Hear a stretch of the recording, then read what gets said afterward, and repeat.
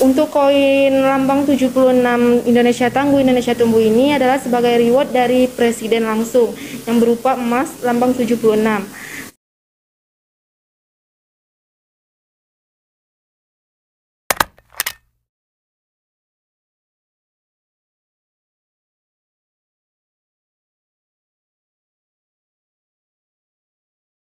Assalamualaikum warahmatullahi wabarakatuh. Selamat datang di podcast Bisa.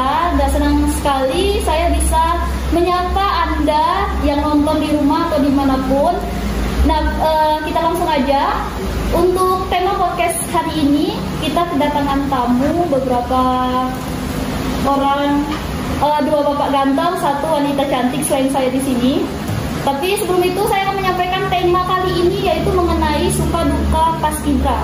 Langsung aja kita berkenalan dengan bapak ganteng yang berprestasi juga di dalam bidangnya. Ada Bapak Edi sama Bapak Dedi, dan juga wanita cantik, anggota paskibraka yang lulus nasional ya, namanya Ulan Alfiani. Alfiani Ulandari. Sebelum kita ngobrol-ngobrol sama bapaknya, mungkin mau ngobrol dulu sama Ulannya. Ini gimana perasaan Ulan? Kan salah satu yang lulus ya ke nasional, terus perwakilan dari Bengkulu juga, wanita, itu gimana perasaan Ulan? Izinkan saya menjawab pertanyaan dari kakak. Sebelumnya, Assalamualaikum warahmatullahi wabarakatuh. Yang terhormat kepada kedua orang tua, kepada Pak Kadis, kepada Ketua PPI Bengkulu Tengah, dan kakak-kakak yang ada di sini. Izinkan saya menyampaikan pertanyaan dari kakak, perasaan saya tentang menjadi terpilihnya salah satu wanita seprovinsi Bengkulu menjadi paskibraka nasional. Pastinya perasaan saya sangat bangga ya kak, sangat berbangga kepada diri saya sendiri, karena tidak semua anak-anak sebaya saya bisa menjadi perwakilan dari provinsinya masing-masing, apalagi untuk mengibarkan ataupun menurunkan bendera pusaka di istana, yaitu itu adalah salah satu bentuk pengabdian saya kepada negara. Saya sangat berbangga hati sekali karena ini adalah salah satu yang saya banggakan selama salah satu pengalaman saya yang paling berharga sekali, di mana saya tidak pernah terpikir sebelumnya bisa menjadi orang terkenal ataupun itu, karena dengan di paskibra ini saya emang berminat dari dulu ya kak, dari SMP dan di SMA juga saya sangat berminat sekali di paskibraka ini. Entah mengapa dari dulu emang paskibraka ini emang saya sangat berminat sekali. Dan untuk pengalaman saya di sana, pokoknya saya sangat banyak sekali mendapat pengalaman. Dan saya juga sangat berterima kasih kepada kedua orang tua, Pak Kadis, kepada PPI Bengkulu Tengah. Berkat doa dan semangat mereka, saya bisa menjalankan tugas saya dengan baik saja. Berarti pernah mimpi nggak sebelumnya? Kayak kan biasanya kan cuma hobi kan, pertama hobi, terus ada ketertarikan untuk ikut paskibraka. Itu ada mimpi nggak? Atau ada cita-cita harus goalsnya kita harus tembus ke nasional? Untuk itu kak, kan paskibraka ini per tahunnya diambil dari persekolah atau mengikuti seleksi tingkat kabupaten, provinsi. Dan itu saya baru tahu dari SMP bahwa ada paskibraka itu ada tingkatannya, ada kabupaten, provinsi, dan nasional. Nah dari SMP itu saya tidak pernah pikir nasional, bahwa nasional itu sangat susah mungkin. Tapi saya itu berminat dalam hati, ingin tembus paskibraka nasional ini tingkat kabupaten ataupun tingkat provinsi. Itu saja sih kak. Jadi udah ada dukungan juga ya dari orang tua. Nah pas udah lolos, dukungan dari pihak sekolah maupun disporanya ke Ulan gimana?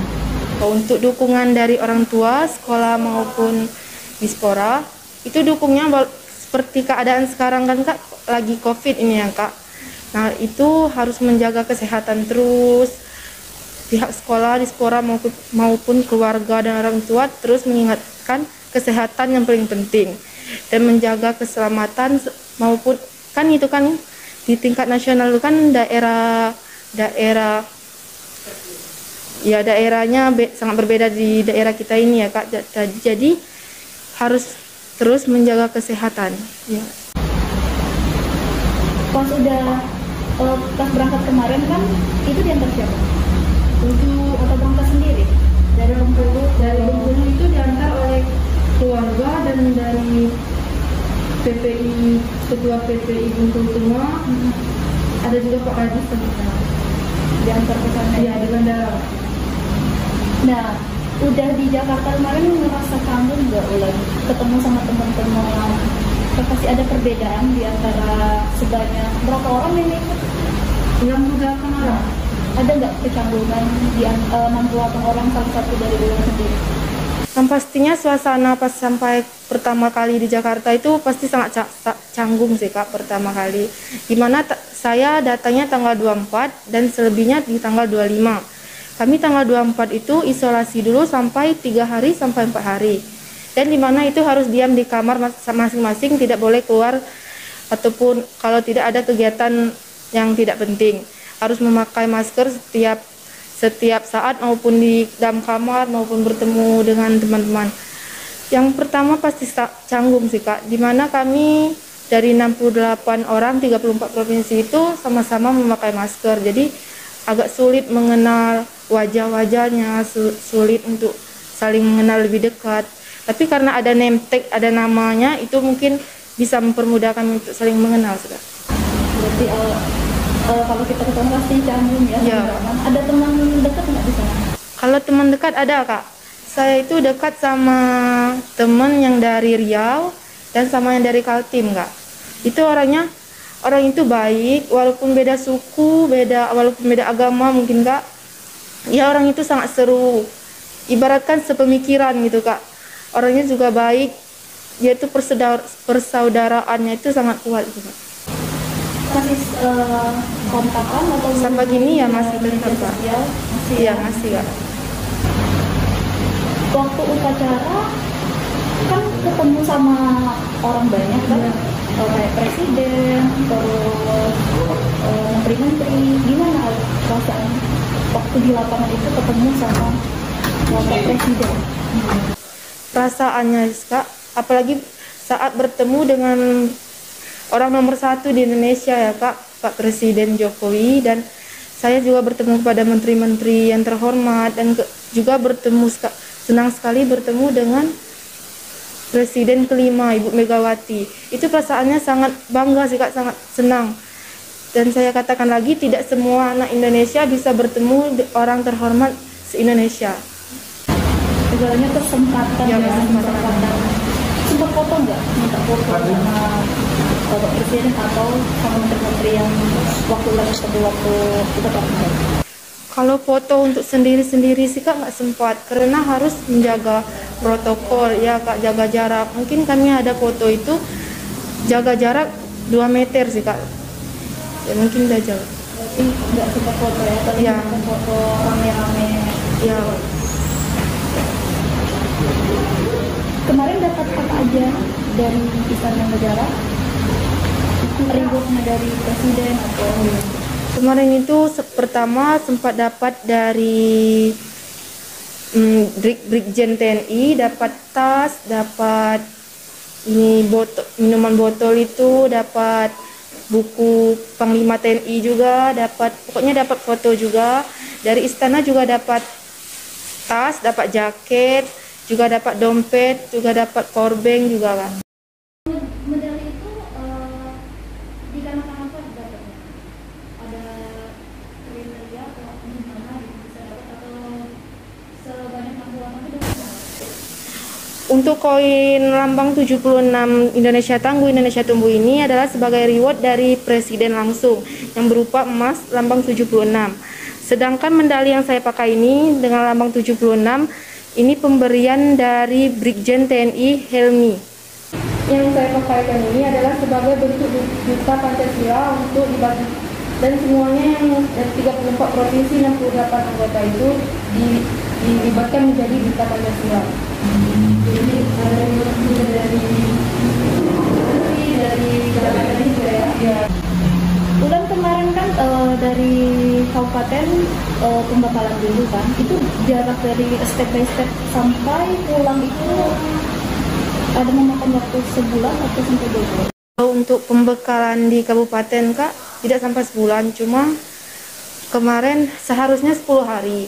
Karena dapat informasi dari Dispora Republik Indonesia, Kemenpora, PP PON, itu sudah makan 5 hari. Jadi latihan pembekalan di kabupaten itu cuma 5 hari. Setelah itu sebelum berangkat ke Jakarta melakukan isolasi mandiri lagi di Hotel Bengkulu sekitar 2 hari. Setelah itu berangkat tanggal 24 ke Jakarta untuk melakukan pelatihan dan pendidikan sampai pulangnya tanggal 21 kemarin Kak.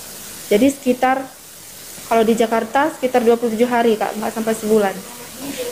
Kalau pulang kemarin kan rame-rame tuh jemput ulang dari ke bandara, itu langsung berlangsung karena seketika itu udah banyak yang kena ulang.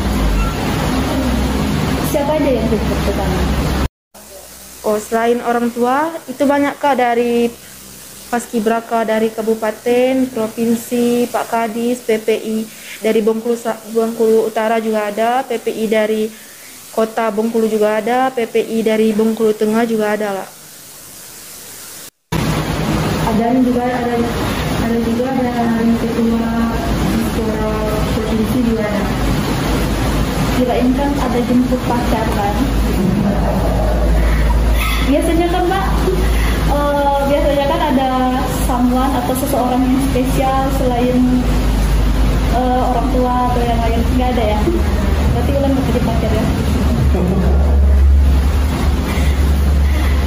Dan terakhir mungkin ada yang mau disampaikan kepada yang mendukung ulang selama ini dari orang tua ataupun dari pihak sekolahnya, dari pemerintah kabupaten, boleh disampaikan. Sekali lagi saya sampaikan kepada kedua orang tua, kepada PPI Bengkulu Tengah, Ketua PPI Bengkulu Tengah, kepada Pak Kadis.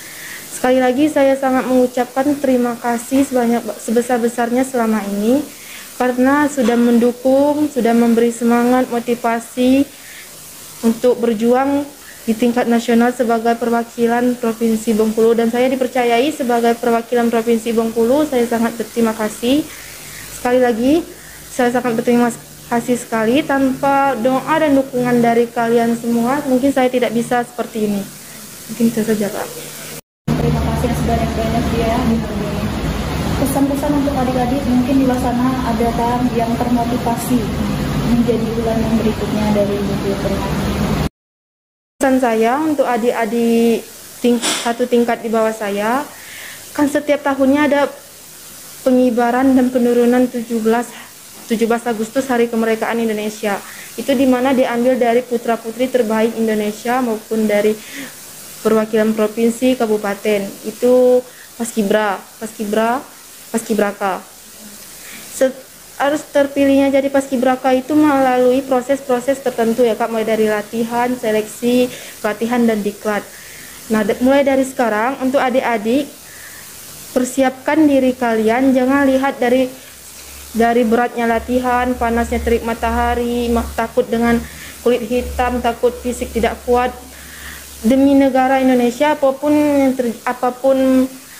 yang terjadi kita harus kuat demi menunjukkan bahwa Bengkulu Tengah, Provinsi Bengkulu maupun Indonesia itu bisa. Walaupun di waktu yang seperti ini, di kondisi seperti ini dengan COVID-19 ini, kita tetap harus semangat dan melakukan protokol kesehatan. Kita sama-sama berdoa agar COVID-19 ini cepat berlalu.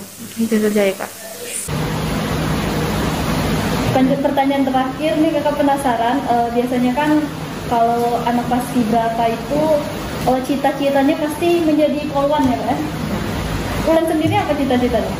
Jadi polwan juga? Cita-cita saya Kak dari dulu sampai sekarang ini menjadi polwan, di depannya ingin menjadi aktor. Kita doakan aja teman-teman, semoga Ulan terwujud cita-citanya dan dilancarkan apa yang mau Ulan gapai goalsnya ya. Nah tadi kan udah ngobrol sama Ulan, kita langsung aja ngobrol sama Bapak Kepala Dinas Pemuda dan Olahraga Bengkulu Tengah dengan Bapak Edi Susila SPP. Gimana Pak? Alhamdulillah ya. Maafkan ya Pak kalau saya sedikit grogi. Sebagai kepala dinas yang baru Pak di Dispora, Bapak langsung disambut dengan prestasi yang bulan terakhir sekarang. Itu gimana Pak?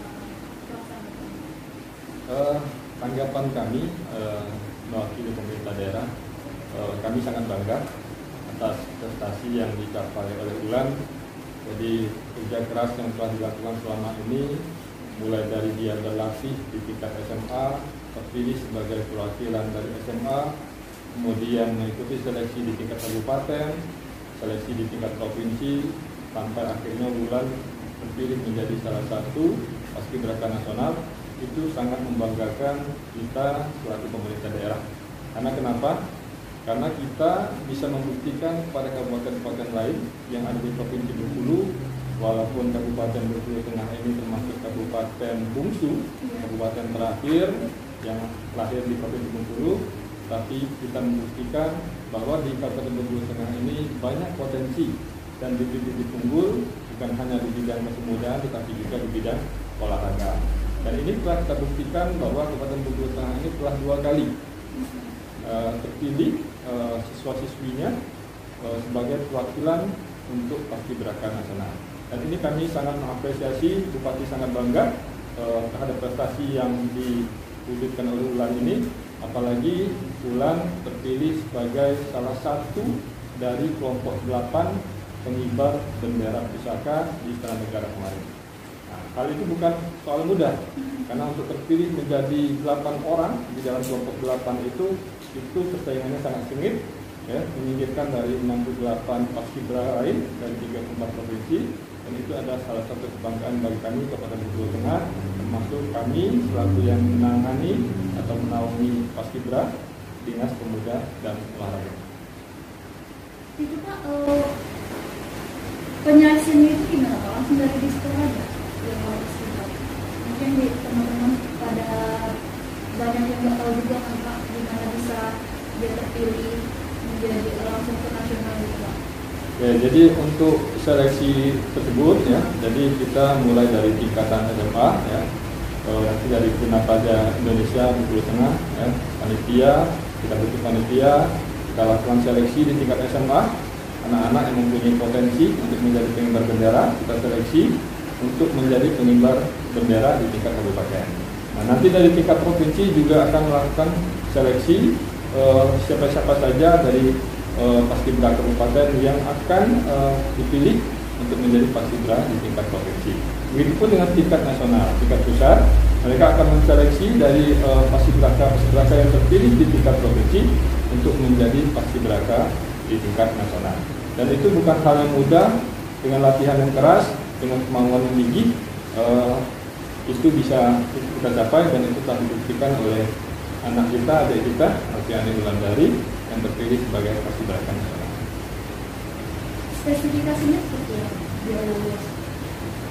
Yang pasti mulai dari fisik badan ya, memang fisik badan memenuhi persyaratan, tinggi badan, kemudian ideal badannya, kemudian juga dari sikap, dari latihan mereka seperti apa. Nah, itu semua dinilai. Dan nanti kan ada panitia yang akan menilai anak tersebut apakah layak atau tidak sebagai paskibraka nasional. Dan untuk di tingkat provinsi juga mereka ada panitianya, termasuk kita juga dipantau oleh Kementerian Pemuda dan Olahraga untuk paskibraka di tingkat nasional. Berarti spesifikasinya lumayan dulu ya? Ya, lumayan sulit ya, dan lumayan keras posisinya. Ya, karena persaingannya bukan hanya di 34 provinsi, tetapi di awal dulu di tingkat kabupaten bersaing, kemudian terpilih juga di tingkat provinsi, baru nanti bisa terpilih sebagai perwakilan di tingkat nasional. Nah Pak, dukungan apa yang Dispora berikan kepada anggota paskibraka dari Bengkulu Tengah ini? Ya, untuk dukungan terhadap ULAN khususnya ya, jadi kita memberikan dukungan moral, kemudian juga kita pada saat ULAN sebelum berangkat ke Jakarta kita terima dulu Ulan ya, di Pemerintah Kabupaten Bengkulu Tengah, ya, Bapak Bupati menyambut sangat baik dan apresiasi Ulan diri sebagai paskibraka nasional ini. Kita memberikan dukungan moral, selain itu juga kita memberikan sedikit dukungan material sebelum Ulan berangkat, dan kita berdoa supaya Ulan bisa dalam keadaan kondisi sehat, tetap diberi kekuatan selama menjalani pelatihan di Jakarta. Karena kalau kondisi kesehatan tidak fit, ya otomatis Ulan tidak bisa melaksanakan tugas pada saat pengibaran ataupun penurunan bendera.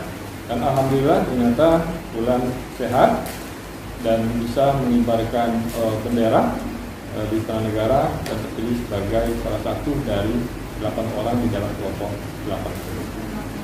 Berarti tidak ada lepas tangan ya Pak ya dari di sekolah sendiri dari awal pelatih pembekalan ya Pak ya, sampai pulang itu banyak memberikan dukungan ya Pak. Kita sangat apresiasi dan kita berikan dukungan penuh kepada Ulan ya, dan kita juga berusaha setelah pulang Ulan ini kita berusaha nantinya ada juga semacam reward dari Pemerintah Kabupaten Bengkulu Tengah, tapi kita sedang upayakan di anggaran pemerintah daerah di perubahan. Apabila memang nanti terpenuhi, alhamdulillah kita bisa berikan hal tersebut kepada Ulan. Kalau tahun-tahun lalu kan Pak, kalau anggota paskibraka diajak jalan-jalan Pak, karena tahun ini lagi COVID, itu ada jalan-jalan atau diganti dengan yang lain Pak? Nah nanti pertama kita saat ini sedang menggodok di APBD perubahan. Kita sudah mengusulkan rancangan anggaran di perubahan. Kita juga berharap dukungan dari pihak tim anggaran pemerintah daerah maupun dari pihak legislatif supaya apa yang kita usulkan ya, untuk anak-anak tersebut bisa tertampung di dalam APBD perubahan nanti. Nah untuk bentuk rewardnya ya, kita masih juga melihat kondisi. Apabila memang kondisi memungkinkan nanti pandemi COVID-19 ini sudah melandai, mungkin kita akan melaksanakan study tour. Tapi apabila kondisi anggaran tidak memenuhi ataupun kondisi pandemi COVID-19 ini belum juga menurun, mungkin kita akan ganti dalam bentuk lain. Tapi kita sama-sama berdoa semoga ada yang bisa kami berikan untuk anak-anak ini baik di tingkat kabupaten, provinsi maupun di tingkat nasional. Dan melihat ini dulu ya Pak. Kemampuan anggaran ya. Nah Pak, ngomong Bapak sendiri sewaktu sekolah aktif tidak di ekskul di olahraga? Ya, saya kebetulan dari SD sampai SMA saya semuanya di Kota Bengkulu. Ya. Jadi pada saat saya SD ya, saya 2 kali mengikuti kejuaraan tenis meja tingkat SD seperti itu. Jadi pada saat itu nama kejuaraannya Popsi. Jadi salah satu saya perwakilan atlet tenis meja untuk kejuaraan tersebut. Nah kemudian juga saya juga pada saat masih sekolah dulu mengikuti seperti karate, ya, kemudian silat, kemudian ya sekali-kali saya juga sering bermain basket. Sampai dengan saat ini saya juga sering berolahraga dengan bersepeda, ya. Sepeda meningkatkan imun dan mencari keringat. Berarti dari SD sampai sekarang bidang olahraga Bapak tidak tertinggal. Ya mudah-mudahan kita ya, tetap bisa berolahraga walaupun kondisi sedang pandemi, tetapi mudah-mudahan dengan kita terus berolahraga paling tidak 2 kali dalam seminggu, kemudian kita juga dihindarkan dan badan kita juga tetap fit. Dan selain Bapak hobi olahraga, ini ngomong ke jabatan Bapak sebagai kepala dinas di sekolah ya Pak, apa yang melandasi Bapak untuk ikut seleksi jabatan ini? Jadi untuk kenapa saya memilih untuk jadi kepala dinas pemuda dan olahraga, jadi sebenarnya ini sebuah kebetulan ya.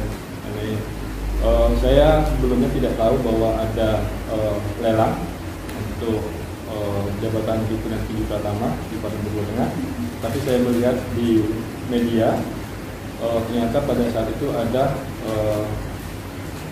pembukaan untuk mengikuti lelang jabatan pertama, dan saya sudah terpikir pada saat itu untuk mengikuti 2 jabatan dari 3 jabatan yang lowong tersebut. Saya pada saat itu memilih Kepala Dinas Perindak dan Koperasi UKM, serta yang satu lagi adalah Kepala Dinas Pemuda dan Olahraga.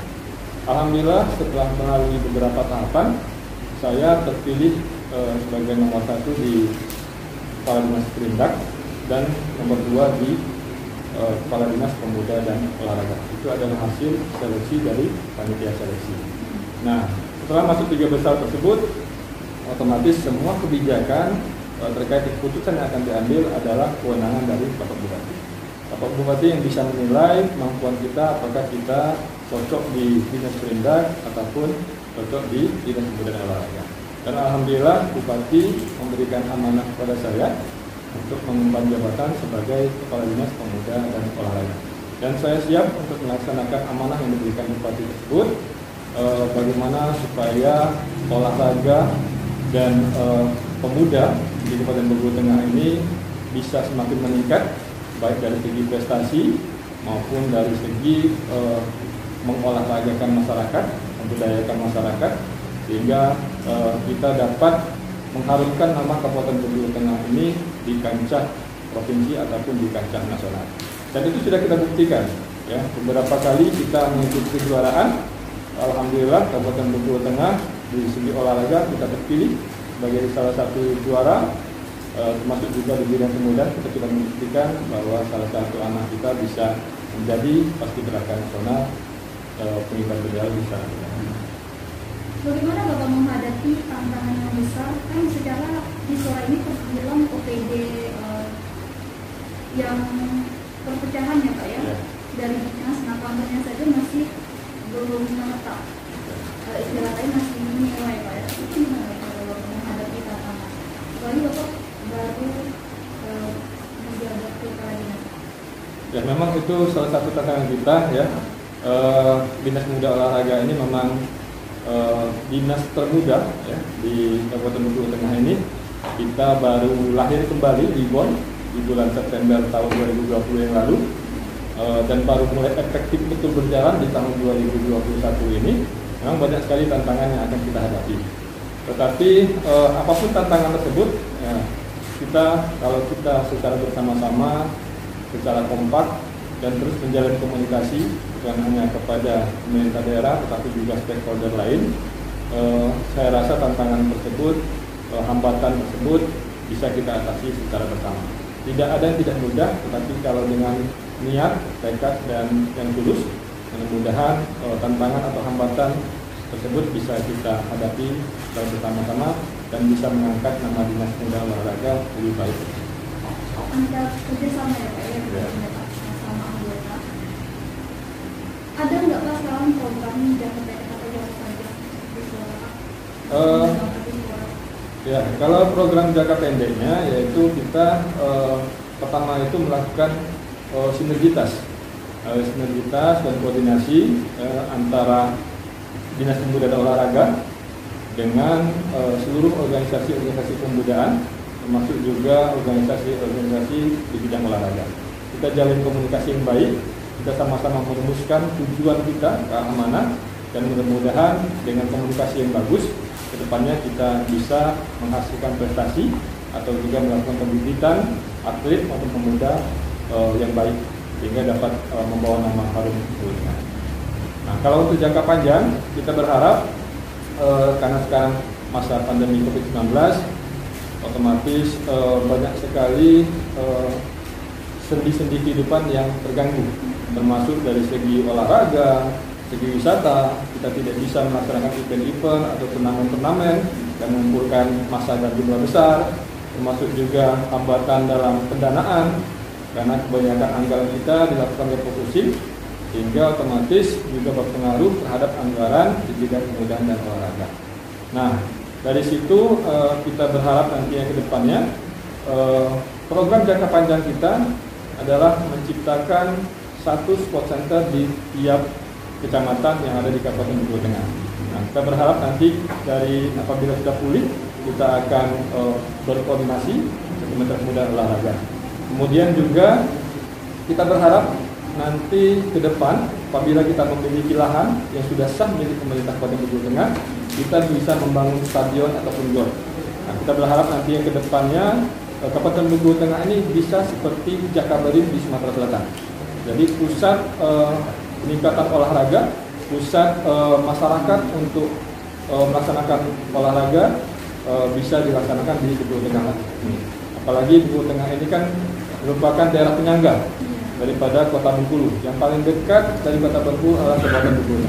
Apabila kita memiliki pusat olahraga terpadu seperti di Jakabaring, otomatis bukan hanya olahraga kita yang terangkat, tapi juga bisa meningkatkan taraf hidup ekonomi masyarakat kita. Jadi sudah terencana ya Pak ya, kalau jangka panjangnya untuk mendirikan center maupun boardnya ya Pak ya. Boleh Pak memberikan pesan kepada adik-adik kita untuk sering berolahraga, meraih prestasi di bidang olahraga?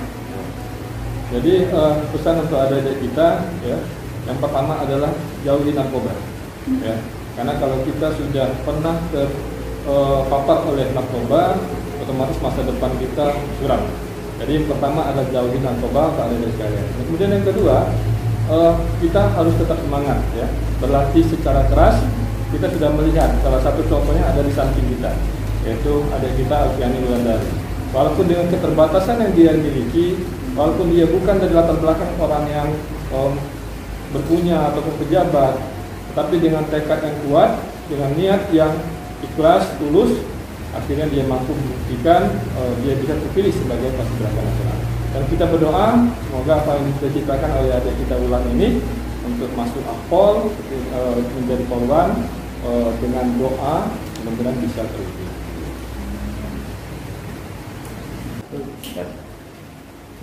Baiklah, kita langsung aja sama Bapak Dedi. Tadi udah kita ngobrol sama Pak Dedi selaku kadisnya. Sekarang kita ketua PPI. Nah, sepanjang sejarah paskibraka Pak di Bengkulu Tengah tentunya sudah berapa kali putra putri BEM ini lolos ke nasional? Oke, terima kasih. Untuk terpilihnya paskibraka salah satu mewakili dari Provinsi Bengkulu ini, alhamdulillah untuk Kabupaten Bengkulu Tengah sudah 2 kali. Yang pertama itu di tahun 2013 atas nama adik kita Meski Dwi Putri dari SMA 1 Tabau Penanjung pada saat itu. Cuman kalau sekarang namanya SMA 2 Bengkulu Tengah. Kemudian yang kedua tahun ini 2021 adik kita Alfiani Wulandari dari SMA 1 Bengkulu Tengah pun terpilih kembali menjadi perwakilan Provinsi Bengkulu untuk pengibaran di Istana Negara. Nah, tinggal lagi PR kami ini dari pengurus yang mungkin putra, karena kan 2 kali ini putri. Iya, jadi menjadi PR dari kami pengurus untuk menyiapkan calon-calon paskibraka adik-adiknya untuk yang putra. Pun nanti kalau saatnya memang putri juga yang terpilih, ya kita sudah berbuat. Itu apa dikarenakan kebanyakan putri yang ikut seleksi paskibraka atau gimana? Dari data awal baik yang di tahun 2013 dan 2014 memang sampai dengan sekarang ini posisinya memang lebih banyak yang cewek. Mungkin karena cewek ini karena salah satu petilasan Putri Gading Cempaka ada di kita Bengkulu Tengah mungkin. Jadi ya aura-aura itu bisa jadi salah satunya sehingga putri-putri kita yang di Bengkulu Tengah ini ya terpilih. Berarti minatnya banyak. Minatnya lebih banyak yang putri memang yang putra. Tadi udah nanya juga sama Pak Edi spesifikasi atau syarat dari paskibraka. Kalau Bapak sama aja. Jadi gini, menambahkan dari Pak Kadis tadi. Jadi sebagian besar seleksi ini sama, mulai dari tingkatan sekolah masing-masing, kemudian tingkat kabupaten, kemudian tingkat provinsi, dan dari tingkat provinsi itu sekaligus untuk 2 tahun ini langsung mewakili untuk yang nasional. Jadi memang posisinya ada item-item yang memang harus dilakukan baik dari panitia kabupaten, kemudian provinsi sampai ke nasional. Jadi sedikit bukan sedikit lagi, cukup berat sebenarnya.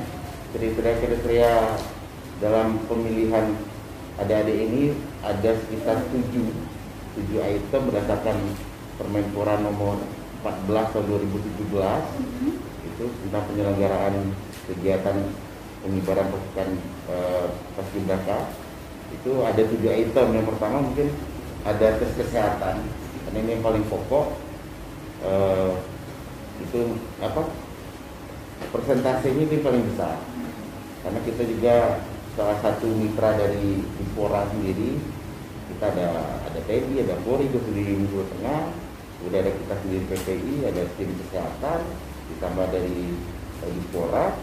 Memang kalau berkenaan dengan kesehatan, memang Pak Vetonya orang kesehatan. Salah satu contohnya buta warna. Jadi kalau peserta ini buta warna, otomatis itu tidak akan lolos ke tahap berikutnya.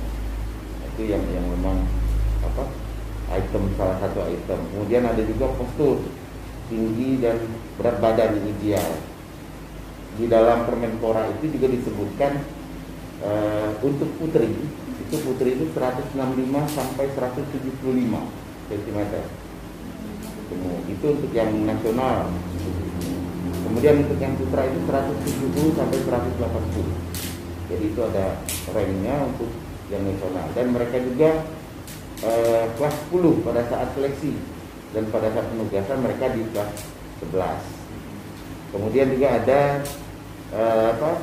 PBB, karena Paskibraka ini lebih banyaknya bergeraknya di peraturan baris berbaris. Kemudian ada juga tes kesemaptaan jasmani, di mana di dalam tes itu itemnya ada lari 12 menit, kemudian ada sit up, push up, dan lari angkat 8 atau satu run. Jadi sangat-sangat banyak itemnya, sehingga memang kendala kita juga di lapangan itu yang pertama, kalau masalah postur tadi tinggi, otomatis itu posisinya. Kalau di bawah grade tadi, kalau kita untuk yang ke nasional memang agak sedikit susah untuk memilih yang terbaik. Cuman ya alhamdulillah mulai dari 2013 sampai dengan adik kita ini 2021, alhamdulillah kita bisa mencapai ke nasional kedua kali. Ada perbedaan tidak Pak untuk syarat dari tingkat kabupaten, provinsi ke nasional, atau sama saja Pak?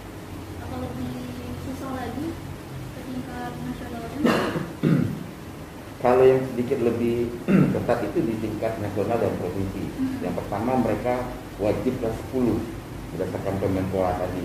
Kalau kita di kabupaten, kita masih memberikan kelonggaran berdasarkan juga dari pihak dinas pemuda olahraga, itu masih diikutsertakan untuk yang kelas 11. Karena mengingat peralihan dari kelas 3 SMP ke SMA itu kan terkadang postur tinggi badan ada anak-anak itu kan masih pas-pasan gitu, sehingga kita mau mengambil yang memang berdasarkan standar tadi memang agak susah juga begitu kan. Nah, jadi makanya masih untuk yang kabupaten memang agak sedikit longgar, khususnya berkenaan dengan postur. Tapi kalau untuk yang provinsi dan nasional wajib mengikuti standar yang sudah diarahkan dari Kemenpora tadi. Untuk seleksinya ini murni Pak, soalnya kan sekarang lagi maraknya juga, tahun ini juga ada yang kejadian juga bahwa biasanya kan Paskibraka kalau yang satu lolos pasti ada cadangan ya Pak ya. Yeah. Nah, sudah ada kejadian sebelumnya seleksinya tidak murni. Di tempat kita murni Pak.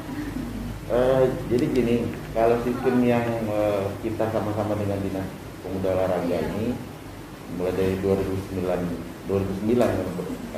bentuknya Bengkulu Tengah, kita berdasarkan ranking-nya. Jadi tadi item-item itu kita ranking, kita rekap, sehingga muncullah sesuai dengan kebutuhan dari Dinas Pemuda Olahraga, berapa yang putra, berapa yang putri, dan itu kita sama-sama ketahui seluruhnya. Kalau memang berdasarkan perankingan itu yang memang layak dan masuk, otomatis mereka yang lolos. Dan tidak ada campur tangan dari yang lainnya Pak, yang murni ya Pak ya. Yeah. Nah Bapak sendiri untuk mengawali karir ini dari Paskibraka sejak kapan? Mengawali karir Paskibraka. Yeah. Jadi kalau saya PPI-nya atau Purna Paskibraka Indonesia-nya itu tahun 1995. Udah lumayan lama lah, sampai dengan saat ini. Kebetulan masih di Kabupaten Bengkulu Utara pada saat itu karena kita Benteng dulu berdiri. Jadi saya tugasnya di Kabupaten Bengkulu Utara tahun 1995 pagi di pasukan 17 jam 3.30. Itu kalau untuk yang posisi juga. Kemudian kalau dari paskibnya kebetulan basic saya ini di pramuka, dari SD, SMP, kemudian juga masuk ke SMA, ada ekskul pramuka, ada ekskul paskib pada saat itu. Jadi memang mengarah ke istilahnya agak ke apa? Yang berbaris-baris itu memang hobi di sini. Sehingga ya paling tidak ya itulah salah satu. Dari pramuka ke paskibra, kenapa Pak? Kenapa pilih paskibra? Iya. Bapak basicnya tadi bilang ke pramuka kan? Jadi langsung balik tadi.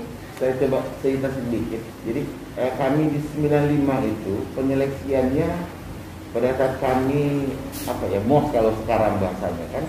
Jadi iya. Pada saat pengenalan sekolah itu kita dipilih yang memang yang posturnya tinggi-tinggi dari sekolah. Oke, silakan ke Diknas Bengkulu Utara pada saat itu. Di sana kita seleksi, ya alhamdulillah masuk untuk menjalani pelatihan di tahun 1995. Jadi Ya. boleh Kak untuk terakhir memberikan pesan kepada adik-adik biar semangat untuk ikut ataupun mau ikut jejaknya Ulan paskibra. Jadi kami pesankan kepada Sapas, kalau istilah di KPI ada Sapas dan Paskibra. Oh iya. Ya. Untuk adik-adik tahun 2022 nanti memang agak sedikit lebih ketat. Kita juga belum melihat situasi perkembangan COVID-19 ini. Mudah-mudahan akan tetap dilaksanakan upacara peringatan HUT RI ke-77 tahun depan. Nah, kami berharap bagi adik-adik Sapas giatlah berlatih, jangan patah semangat. Kemudian apapun yang disampaikan oleh senior-seniornya maupun pelatihnya di sekolah diikuti. Yang jelas memang ketika masuk ke Paskibraka ini ada perubahan-perubahan baik secara psikis maupun secara attitude. Karena kita dalam paskib ini juga tidak hanya latihan baris saja, tapi semuanya kita gembleng dalam diklat itu ya etikanya ada, ya kebersamaannya, kemudian rasa kekeluargaannya, cinta tanah air. Nah, sehingga kami berharap akan muncul ulan-ulan dari selanjutnya. Dan juga yang saya sampaikan tadi, ada putra yang kita bimbing untuk bisa lolos ke nasional. Jadi saya sedikit cerita, di awal di 2009 itu kita sempat dapat tanah putra, tetapi pada saat penyeleksian di tingkat provinsi jatuhnya cuma satu, Pak. Apa itu posisinya? Kamu alergi debu tidak? Oleh adik kita, kemudian nama adik itu masih ingat, si Agung, dijawabnya alergi debu, ya kan? Ya otomatis di sana lah adik kita itu tidak berhasil karena memang seleksinya itu lebih ketat lagi posisinya. Nah, kembali ke kabupaten di 2009 kan awal benteng ini. Semua fasilitas belum ada. Kemudian kita juga masih pengibaran pertama di terminal Nakal, malah lebih parah debunya. Tapi alhamdulillah tidak. Cuma itu tadi mungkin ya karena gugup ataupun grogi, ya sehingga jawaban dari adik kita itu ya itu yang membuat dia gugur pada saat itu. Nah, kami juga belum menemukan kembali dari 2009 sampai dengan hari ini putra yang memang mendekati kriteria. Apalagi sekarang yang putra ini kan lebih grade-nya lebih panjang. Kalau sebelum 2017 ke bawah itu grade-nya hanya 5 grade. Yang putra itu 170 sampai 175, putri 165 sampai 170. Nah, sekarang kan lebih panjang lagi, grade-nya sampai 10 tingkatan. Nah, jadi kami berharap adik-adik yang memang akan mengikuti seleksi pada tahun depan bekerjasama dengan Dinas Pemuda dan Olahraga. Kami harapkan tetap dia semangat berlatih, apapun kondisi tetap gaspol. Ya. Baiklah, terima kasih kepada bapak-bapak dan Ulan juga sudah menyempatkan waktunya yang lagi sibuk sekarang. Terima kasih. Nah, semoga sahabat RBT TV bisa mengambil pesan yang diberikan oleh Bapak dan Dispora maupun Ulan. Baca korannya, tonton channelnya RBT milik kita bersama.